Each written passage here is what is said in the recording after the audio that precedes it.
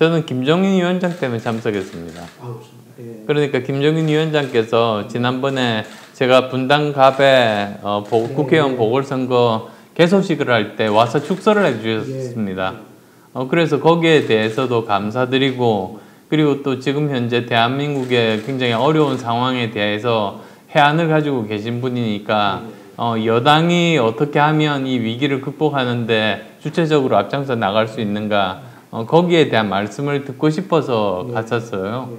그랬는데 원래 예정에는 없었는데, 원래는 이제 장제원 의원이 그 포럼의 주최자니까 축사를 하고, 그 다음에 또 당연히 대표는 안 왔으니까 원내대표가 축사를 하고, 그 다음에 또 그 국회 부의장이 축사를 했는데, 이제 저 예정에는 없는데 저보고 축사를 하라 그러더라고요. 근데 아마도 제가 대통령직 인수위원장 출신이다 보니까 아무래도 또 뭡니까, 윤석열 안철수 공동정부로 시작을 해서 이 정권이 시작이 된 것 아닙니까? 아마도 그런 상징적인 의미 때문에 저보고 또 이야기를 해달라고 하는 것 같아서 이제 가서 또 축사도 하고, 그 다음에 그분 말씀들, 주제는 정당의 혁신이었습니다. 그리고 요지는 한마디로 뭐 길게 말씀하셨지만은 지금 현재 국민들의 그 생각을 정확하게 파악하고 그것을 해결할 수 있게 실행으로 옮기는 것이 정당의 혁신이다. 그 말이었어요. 예, 아니 근데 그게 어떤 의미에서는 제가 계속 말씀드린 거하고 맥락이 같아요. 무슨 뜻이냐면 앞으로 대중정당이 되려고 하면 저는 두 가지가 꼭 필요하다고 봅니다. 뭐냐면 지금 현재 전 세계적으로 이 양극화가 굉장히 심각하게 진행되고 있잖아요. 그래서 앞으로는 사회적인 약자를 따뜻하게 품어 안는 정당이 되지 않으면 그거는 대중으로부터 버림을 받을 겁니다. 대중정당이 되지를 못해요.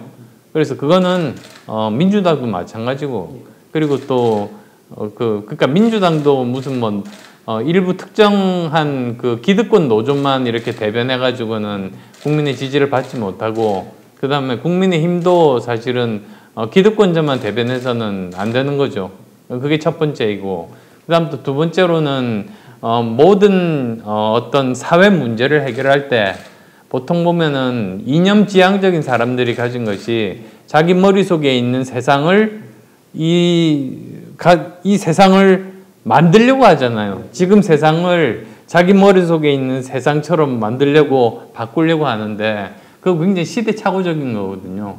오히려 객관적으로 지금 현재 사회의 문제를 보고 이 문제를 해결하기 위해서 최선의 방법, 그게 뭐 옛날에 보수적인 방법이든 진보적인 방법이든 어쨌든 이 문제를 해결하는데 지금 시점에서의 최선의 방법은 있는 거거든요.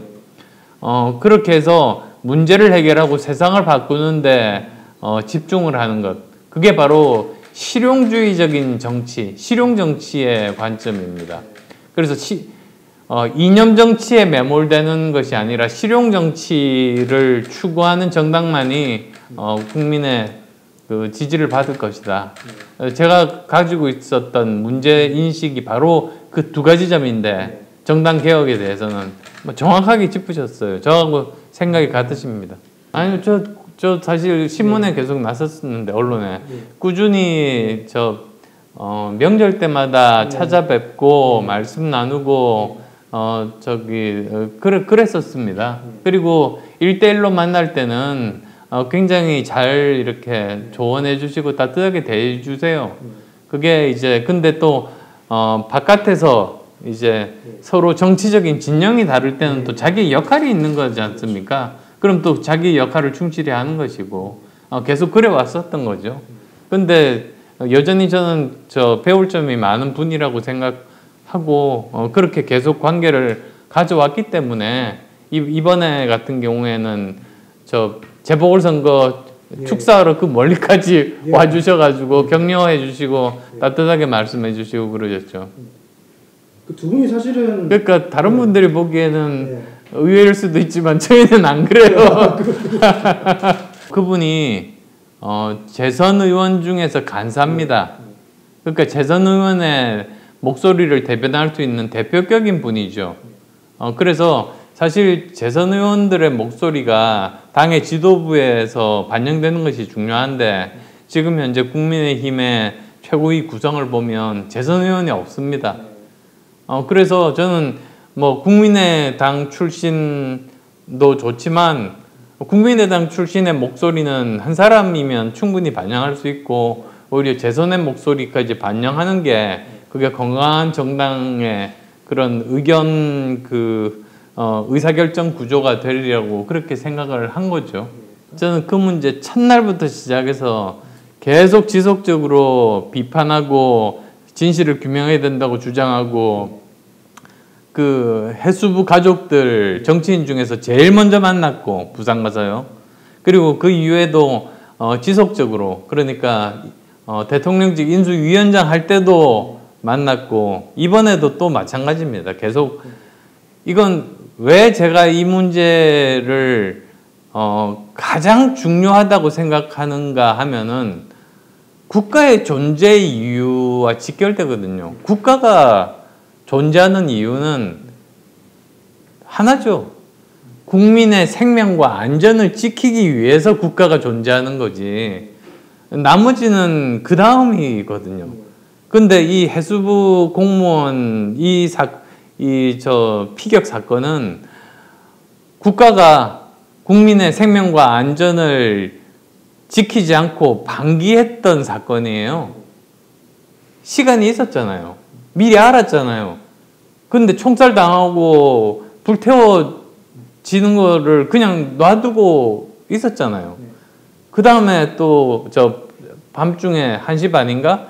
그때 NSC가 열렸는데 대통령도 참석 안 했어요. 그러고 나서 대통령 보고가 아침 6시도 아니고 8시? 그러니까 이 모든 것들이 이건 국가가 해서는 안 되는 일이라고 생각하고 이건 도대체 그동안에 어떤 일이 있었는지 반드시 철저하게 규명을 해야 된다. 그리고 거기다가 월북으로 몰았지 않습니까? 그 문제도 사실은 말이 안 되는 거죠. 아니 또 설령 그래서 제대로 진실을 규명하는 것이 정말로 중요하다. 국가가 존재하는 기본적인 그 이유에 해당되는 문제이기 때문에 그래서 그렇다. 뭐 말씀드리고 싶어요. 그래서 저는 이 문제는 도저히 그냥 못 넘어가겠어요. 제가 백현동에 살아요. 근데 이 법치주의라는 거는 그러니까 만인은 법 앞에서 평등해야 되잖아요. 그게 정치인이든 일반인이든 뭐 고위직이든 상관없잖아요. 진실을 규명해서 만인이 법 앞에 평등하게 죄를 지었으면 처벌을 받는 거고 죄가 없으면 풀어주는 게 맞죠. 그런데 지금까지는 왜 문제였었냐면 이렇게 파도 혐의가 없었음에도 불구하고 다른 주변을 뒤져가지고 다른 혐의로 집어넣어서 정치 보복을 했던 것 때문에 문제인데 저는 이번 정부는 정확하게 의혹이 있는 그 부분에 대해서 집중적으로 조사해가지고 그 부분에 대해서 죄가 있으면 단죄하고 그리고 또 그 부분에 죄가 없으면 그러면 그거는 그대로 아무 문제가 없는 거죠. 그런 원칙만 지키면 된다고 봅니다. 근데 그게 무슨 정치 보복이에요? 저는 적폐청산이라고 생각 안 해요, 그거를. 그러니까 법 체계 하에서 이 일이 과연 적법한 절차를 거치고 아무런 문제가 없이 진행되었는지를 그거를 면밀하게 검토를 해서 거기서 만약에 법을 어기고 불법적인 이익을 취하고 그런 사람이 있으면 처벌하는 건 너무나도 당연하죠. 사실은 국민 통합을 위해서 가장 중요한 것은 법 앞에 만인이 평등해야지 국민이 통합이 되는 거지. 우리 편이라고 봐주거나 또는 상대편이지만 정치 보복 소리 안 들으려고 봐주거나 그게 제일 안 좋은 거 아니겠어요? 저는 엄정한 잣대로, 객관적인 잣대로 그렇게 해야 된다고 봅니다. 그러면 이제는 더 이상 정치 보복의 관행 같은 것들, 지금까지 사실은 우리나라가 있어왔고 불행한 역사였지만 이번 정부부터는 제대로 접근해서 이제 정치 보복이라는 우리의 그 사슬을 끊어야죠. 일단은 이거는 대한민국 헌정 역사상 처음 있는 일이잖아요. 처음 취임한 대통령이 지지율이 50%가 안 되지 않습니까? 근데 보통 지금까지 보면 항상 뭐 1% 차이로 이겼다고 하더라도 그 사람은 취임 초기에는 뭐 지지율이 높았거든요. 근데 그러면 왜 지금까지와 이번이 다른가? 그건 지난 문재인 정권 5년 동안에 국민 분열이 너무나 극단적으로 심해서 그 결과라고 봅니다. 그래서 지금은 정말로 필요한 것이 국민 통합을 위해서 노력하는 것이 정말로 필요하다는 생각이거든요. 아니, 국민들이 달라지지 않았는데 왜 이렇게 완전히 다른 현상이 나타나겠습니까? 그게 5년 동안 너무나 서로 네 편 내 편 이렇게 갈라져 싸워가지고 그게 지금까지도 지금 지속돼서 그런 것 아니겠어요? 오히려 우리는 한 민족이고 우리의 적은 가까이는 북한이고 나머지는 저 경쟁 상대, 전 세계 글로벌 세상에서 상대인데 우리 내부에서 싸워가지고 이거 도대체 어떻게 하려고 그래요? 힘을 합쳐서 사실은 위기를 극복해야 되거든요. 전 세계적으로 보면 이렇게 국민이 분열돼서 위기를 극복한 나라는 세상에서 없지 않습니까? 옛날에 박정희 대통령 때 보면 잘 살아보세요. 그 구호 하나로 국민이 통합이 돼서 산업화에 성공했어요. 김대중 대통령 때는 금모으기 운동으로 국민이 통합돼서 이제 우리가 다시 그 IMF 위기를 극복했잖아요. 저는 이번도 마찬가지라고 봅니다. 이번도 정말 국민들이 이번은 IMF보다 더한 위기가 지금 닥쳐오고 있습니다. 말씀드릴 기회가 있을지 모르겠습니다만. 그래서 지금이야말로 힘을 합쳐서 우리 통합하자고 사실 그건 정부에서 먼저 해야죠. 정부하고 정치권에서 노력해서 이렇게 나눠서 네 편 내 편 가를 때가 아니고 우리 함께 힘을 합쳐서 이번 위기를 극복하자. 그렇게 나가게 정부가 솔선수범하고 앞장서야 된다고 봅니다. 그러면 사실 지지율 같은 것들도 지금처럼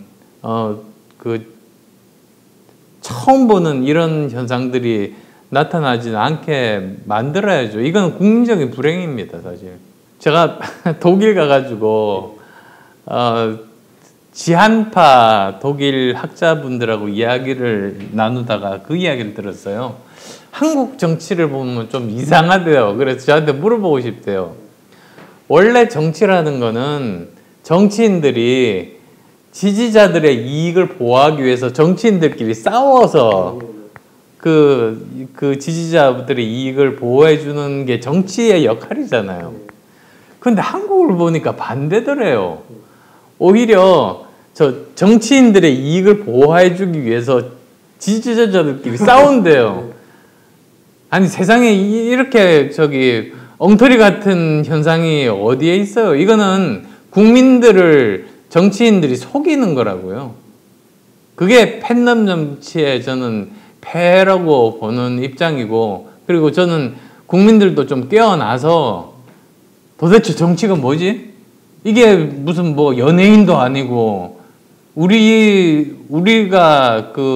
살아가는 삶의 틀을 만드는 사람들이 정치인이고, 내 삶에 내가 살아가는데 불합리하고 불이익을 주는 불합리한 틀은 바꿔달라고 요구해야 되는 게 국민들의 몫이잖아요. 그런데 팬덤 정치가 세상에 저는 팬덤은 정치가 아니라고 봐요. 그래서 그걸 악용하는 정치인들도 퇴출돼야 되고 유권자분들도 이제는 좀 다시 정신을 이렇게 바짝 차려서 유권자로서의 권리, 대한민국에서 사실 모든 권한은 국민으로부터 오잖아요. 대한민국의 주인은 국민이잖아요. 근데 팬덤 정치는 그거는 정치인의 하인 하녀가 되는 거거든요. 스스로 자기가 하인이 되는 거는 저는 이해할 수 없어요. 거기서 저는 미몽에서 깨어나서 다시 대한민국의 주인으로 국민들이 거듭나는 것, 그게 팬덤 정치로부터 탈출이 아니죠. 팬덤 정치로부터 벗어나는, 그래서 정상화되는, 대한민국의 민주주의가 정상화되는 길이라고 봅니다. 저는 그건 고쳐져야 된다고 보는 입장입니다. 아마도 평생 검찰 생활을 하시다 보니까 다양성의 힘에 대해서 아직 이렇게 체감을 못 하셔서 나온 현상이라고 생각해요. 근데 저는 그거는 이제 조금씩 시간이 지나면서 변하고 나아질 거라고 봐요. 당장 이제 보면은 조금씩 다양해지잖아요. 인사들이. 근데 사실 저 같은 경험을 가진 사람도 우리나라에는 없지만 저는 의사 했었죠. 프로그래머 했었죠. 경영자 했었죠. 대학 교수 했었죠. 정치인을 하니까 제가 이렇게 지금까지 경험들을 하다 보니까 다양성이 경쟁력이라는 생각이 들더라고요. 그러니까 예를 들면 벤처기업 10명짜리 벤처기업이 있어요.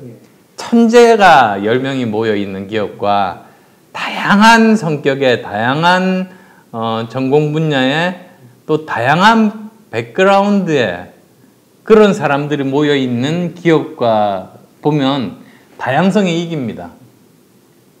그러니까 옛날에는 그랬어요. 옛날에 미국에서는 그때 소수인종 우대 정책 같은 거를 했었잖아요. 그러면서 제도적으로 소수인종들에게 기회를 주려고 했었죠. 사회 정의 차원에서 그때는 그랬었던 거예요. 근데 그건 옛날이고요. 그러니까 그 전에는 또 뭐였었냐면 능력주의. 성적만으로 뽑는 능력주의가 이게 옳지 않다. 왜냐하면 히스패닉이나 또는 흑인들은 정말로 재질이 있는데 기회를 못 가져가지고 자기 능력을 발휘를 못했으니까 그런 사람한테 기회를 주자는 게 소수인종 정책이었죠. 그래서 그건 정의 차원에서 접근했던 게 이제 능력주의가 조금 더 발전한 거예요. 근데 그 다음 스텝이 뭐가 있었냐면 나중에 보니까 이건 정의 차원이 아니고 실제로 이게 경쟁력이 있는 거예요. 실리콘밸리에서 성공한 기업가들 중에서 50%가 이민 1세대입니다. 이민 2세대가 아니에요. 그러니까 다양성이 경쟁력이다. 이제 그거는 제가 이제 경험을 통해서 깨달았고 이미 선진국에서는 다 알고 있고 그리고 아마 이 윤석열 정부에서도 차츰차츰 그렇게 바뀌어 나갈 거라고 제가 믿고 있고 만약에 그렇지 않으면 제가 주장하겠습니다. 아주 옛날에는 공무원분들이 처우도 낮고 열악하고 그랬었잖아요. 그리고 퇴직금도 비교도 되지도 않고 하다 보니까 그랬는데 요즘 이제 계속 오르다 보니까 오히려 어떤 경우에는 그 공무원분들이 훨씬 더 보수도 높고 그 다음에 저 회사처럼 중간에 잘리지도 않으니까 정년 보장되고 공무원 연금 엄청나게 높고 뭐 이렇지 않습니까? 그러니까 그런 부분들도 이게 사실 많이 줄 수 있으면 좋죠, 사실. 뭐 우리나라를 위해서 열심히 일하신 분인데, 근데 이게 문제가 되는 게 그 돈이 어디서 나느냐? 국민들이 세금을 내서 내는 돈이거든요. 이거 이대로 가면 나중에 국민들의 공무원 분들에 대한 뭐라고 하나 반감 이런 것들이 굉장히 심해질 수 있습니다. 그런 일이 생기기 전에 형평성들을 어느 정도 맞춰놔야 돼요. 그런 작업들이 저는 필요하다고 봅니다. 연금 개혁도 마찬가지고요.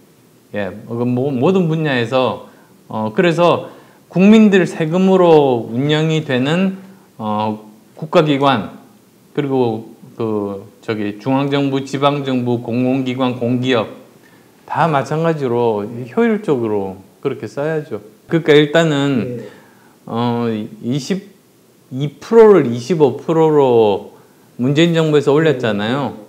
그러니까 이게 깎아준 게 아니고 사실은 그전 상태로 돌아간 거긴 하거든요. 그리고 전 세계적으로 지금 보면 우리나라가 법인세가 높은 편이긴 해요. 근데 저는 약간 아쉬운 것 중에 하나가 기왕에 법인세를 정상화 또는 내리기로 했다면 그냥 무조건 깎아주고 대신에 기업이 알아서 그 세금 낼 돈으로 투자를 하고 고용을 늘리라고 그렇게 기업에게 맡길 건 아니라고 봤어요. 오히려 저는 조건을 다는 거죠. 그러니까 예를 들면 지금은 없어졌지만 투자세액 공제 같은 거 있잖아요. 그게 점점 줄어들었었거든요. 근데 오히려 요즘 보면 특히 반도체 같은 거 보면 미국 같은 데서는 굉장히 어그레시브하게 미국뿐입니까? 뭐 전 세계적으로 중국도 마찬가지고 굉장히 많이 막 깎아주면서 막 쫓아오려고 해요. 그런 것들도 보면 저는 그 법인세 인하 효과를 누리면서도 동시에 그 투자와 고용을 할 수 있는 인센티브를 줘서 법인세를 깎는 저는 그 방법을 연구해서 도입을 했었으면 지금도 늦지 않았나? 지금 아직 발표만 했으니까 뭐 그죠? 네. 저는 그럼 좋겠습니다.